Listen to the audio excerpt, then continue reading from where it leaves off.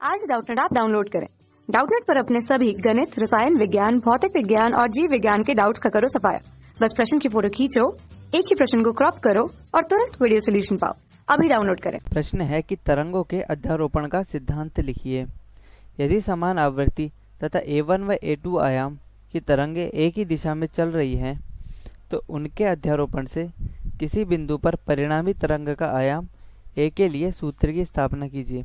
तो आइए हल करते हैं इस प्रश्न को। तरंगों के अध्यारोपण का सिद्धांत। तरंगों के अध्यारोपण का सिद्धांत।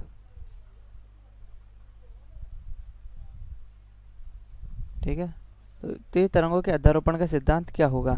मान लेते हैं कि एक तरंग है इस प्रकार से, ये आ रही है, ये तरंग है y1, और दूसरी तरंग है इस प्रकार से y2, ये जा रही है, और ये किसी एक बिंदु पे आगे जाके किसी एक बिंदु पे दोनों तरंगें मिल जाने वाली है, और ये इस बिंदु को मैं P नाम दे देता हूँ। तो तरंगों के अध्यारोपण का सिद्धांत कहता है कि जब दो या दो से अधिक तरंगें माध्यम में संचरित होती हुई अध्यारोपित होती है, यानी कि दो तरंगें हैं y1 और y2, ये दोनों अध्यारोपित होती है, तो माध्यम में किसी बिंदु पर कण का परिणामी विस्थापन, यानी कि जो P बिंदु है, इस बिंदु पर परिणामी विस्थापन हम किस प्रकार लिखेंगे।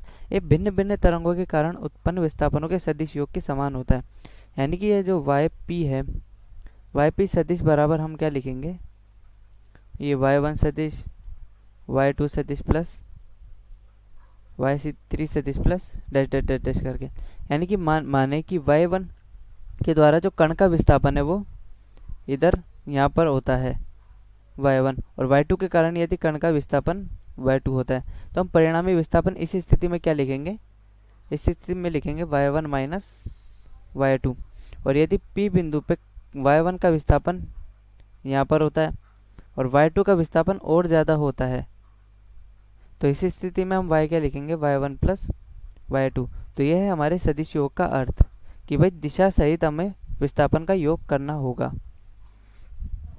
अब बात करते हैं कि यदि समान आवृत्ति तथा a1 तथा a2 आयाम की तरंगें एक ही दिशा में चल रही हो, तो इसके द्वारा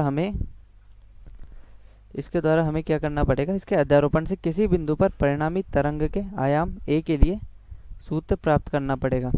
यानी कि जैसा कि हम इधर देख सकते हैं कि दो तरंगें इधर चल रही है और आगे जाके अध्यारोपित हो रही है, तो इस बिंदु पर कुछ ना कुछ आयाम हमारे पास होगा जो कि इन दोनों के आयाम से जुड़ेगा, यानी कि जुड़ सकता है या फिर घट सकता है या फिर कुछ और मान भी हो सकता है। तो हमें वही मान ज्ञात करना है कि आयाम का मान क्या होगा। तो आइए हल करते हैं इसको। क्योंकि मैं y1 ले लेता हूँ, y1 क्या लेता हूँ, ये लेता हूँ a1 sine omega t minus kx। ठीक है, इस प्रकार से हम जानते हैं कि तरंग का समीकरण इस प्रकार लिखा जाता है। अब चूँकि आयाम हमारे पास अलग है, बाकी सभी चीज़ें हमारी सेम है, आवृत्ति भी समान है और तरंगें एक ही दिशा में चल रही है।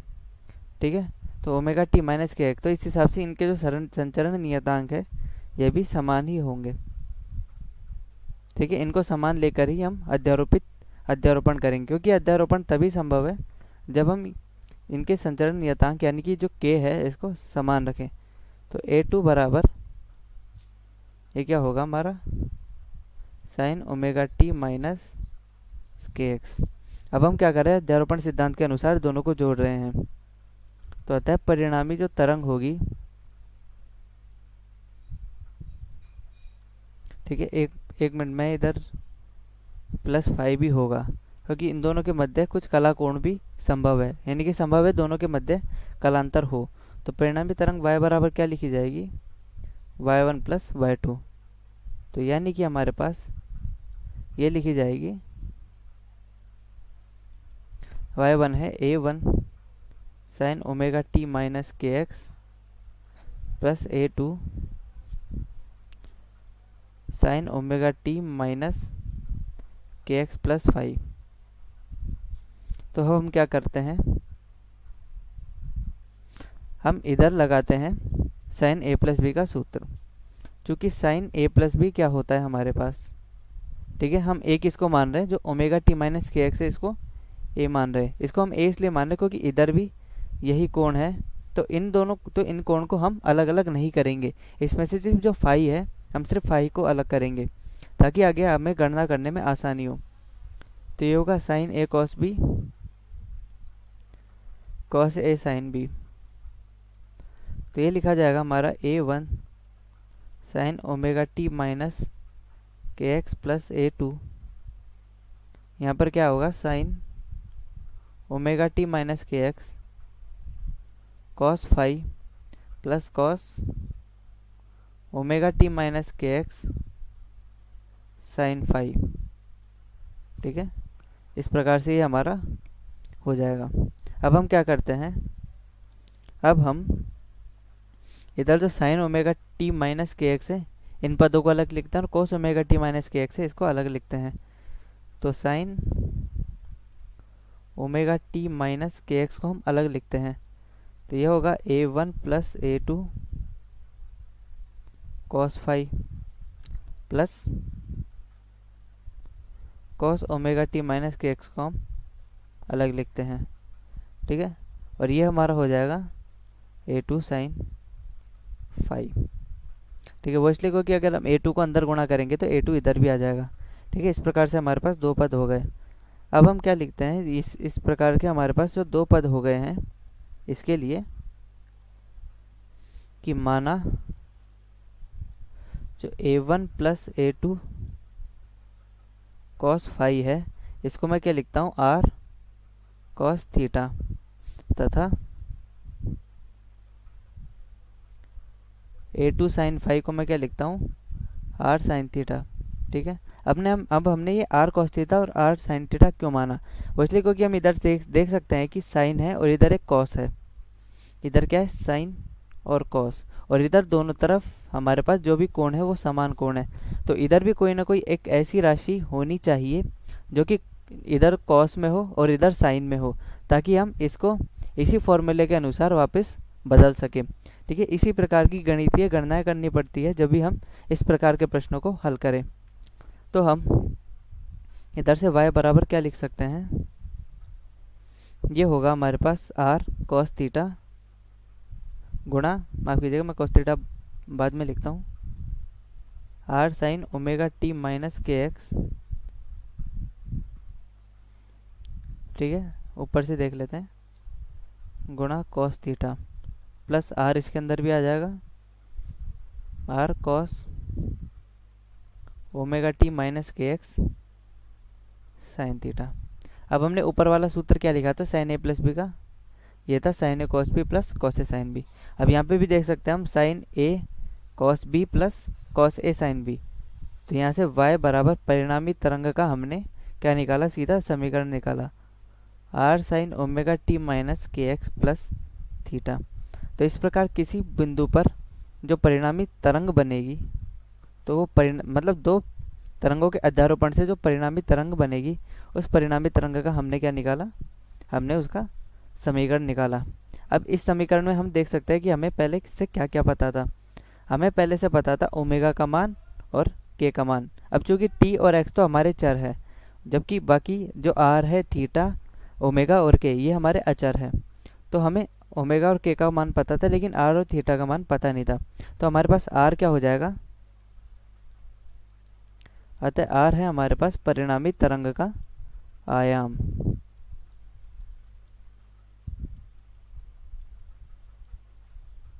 अब इसको हम कैसे निकालेंगे, हमें यहाँ पे दिख रहा है आर कॉस थीटा और यहाँ पे दिख रहा है आर साइन थीटा। अब चूंकि यहाँ पे आर कॉस थीटा और यहाँ आर साइन थीटा, यदि हम दोनों का वर्ग करें तो हमें क्या मिलेगा, तो हमें मिलेगा r square cos square theta plus r square sine square theta. और इधर क्या बनेगा, A1 प्लस A2 का A2 कॉस फाई का whole square plus A2 sine phi का होल स्क्वायर। अब आर स्क्वायर को हम कॉमन ले लेंगे, तो cos square theta plus sine square theta हमारे पास हमेशा 1 के बराबर होता है। और इधर स्क्वायर खोलेंगे तो A1 square plus A2 square cos square phi plus 2A1 A2 cos theta, माफ़ कीजिएगा कॉस फाई, और ये A2 square sine square phi. अब हम इधर से भी देख सकते हैं कि इधर A2 कॉस स्क्वायर फाई है और इधर A2 साइन स्क्वायर फाई है। तो ये जुड़ के क्या हो जाएंगे हमारे पास A2, क्योंकि हम जानते हैं कि जो sign square theta plus cos square theta बराबर 1 के होता है। तो यहाँ से R बराबर क्या आ जाएगा, a1 square plus a2 square plus 2a1 a2 cos theta का अंडर रूट। और हमसे प्रश्न में क्या पूछा था, परिणामी तरंग का आयाम क्या होगा। ठीक है, क्वेश्चन में लिखा था कि जो परिणामी तरंग का आयाम है a। ठीक है, हम इधर r को a से भी परिवर्तित कर सकते हैं, यानी कि इधर r लिखो या कैपिटल A लिखो, एक ही बात है। तो जो परिणामी तरंग का आयाम है a के बराबर, ठीक है, जैसा क्वेश्चन में लिखा हुआ है, तो a हो जाएगा हमारा इस प्रकार से। तो ये है हमारा परिणामी तरंग का आयाम जो कि हमें निकालना था। अब हम एक काम करते हैं, हमें इधर जो समीकरण में देखे तो हमने r का मान तो निकाल लिया है, परंतु अब थीटा का मान भी बचा हुआ है। ठीक है, इधर थीटा नहीं है, ये फाई है, क्योंकि फाई हमें ज्ञात है, तो दोनों के बीच का कलांतर है, जो दोनों तरंगे हैं। अब हमें निकालना है जो थीटा का कलांतर है, कि इन दोनों के बीच में उस बिंदु पर क्या कलांतर होगा। तो थीटा बराबर क्या होगा हमारे पास, कलांतर कब, जिस बिंदु पे वो अध्यारोपित हुई है। तो इसके लिए हम क्या कर रहे हैं, हम इन दोनों का भाग दे रहे हैं।